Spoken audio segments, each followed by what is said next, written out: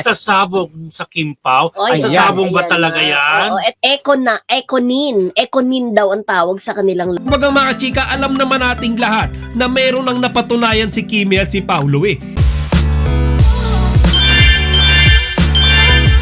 Magandang araw mga kachika! Pagil po ulit ang inyong Chika Patrol!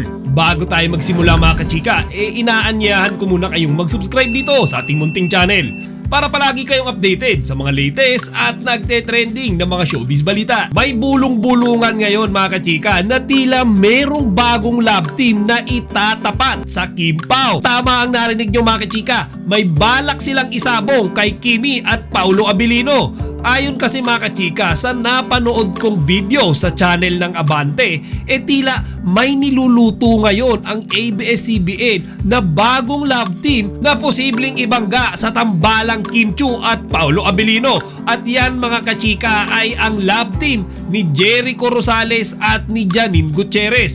Tama kayo dyan mga kachika. Ayon dito nga sa napanood kong video, binubuo na pala ang tambalang pinangalanang Econin. Kumbaga Janine and Jericho. Panoorin nyo ito mga kachika. Janine, Jericho, Yes. sasabog sa Kimpaw. Ay, Sasabog ba ayan talaga na. yan? Oo, at Jaco versus Kimpaw. Ang Yes. Jackos, Janine and Jericho. Oo, mukhang nag-uumpisa na mag-banding-banding itong si Jericho at saka si Janine, di Oo, ba? kasi may Tama. serye na... May serya sila yung Na niluluto. niluluto. O yung ano ba yan? Hindi ba yung serye ni Judy Santa Maria? Kasali ba sila Kasama si Jody Santa Maria.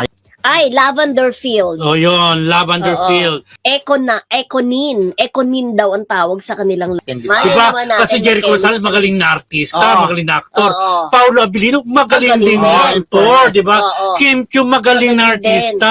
Janine, I mean, natin magaling din na Fairness, artista. Naging best actress na rin. Oo, diba? so O di ba mga kachika? Kasi ayon din mismo mga kachika sa management ng Dreamscape Entertainment, tuloy na tuloy din daw pala itong gagawing teleserye ni Janine at ni Jericho. At mukhang pupondohan daw ito mga kachika ng ABS-CBN. Ngayon ang opinion ko dyan mga kachika, no? Ano naman kung magkakaroon ng bagong love team ang ABS? Di ba? Ano naman kung itatapat nila yan sa Kimpaw? Actually, alam naman natin na si Paulo Abilino at si Janine Gutierrez, dating magka-love team yan. Pero tingin ko very professional enough na sila para alam nyo yun, magkaroon ng issue yung kung magtatapatan man yung love team ng Kimpaw at etong ang bagong niluluto na Econin. Kumbaga mga chika, alam naman nating lahat na meron ang napatunayan si Kimi at si Paulo Hindi na natin kailangan silang bigyan pa ng kompetensya or alam nyo yun, i-compare sila sa ibang magiging love team.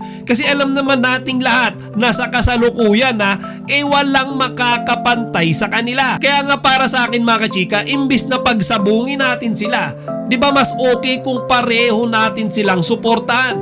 Total, iisa lang naman yung objective nila, di ba? At iyon ay ang pasayahin at pakiligin ang mga manonood ng kanilang programa. Kung kayo ang tatanungin ko mga kachika, sa tingin nyo ba kayang tapatan ng tambalang Jericho Rosales at Janine Gutierrez ang Kimpaw?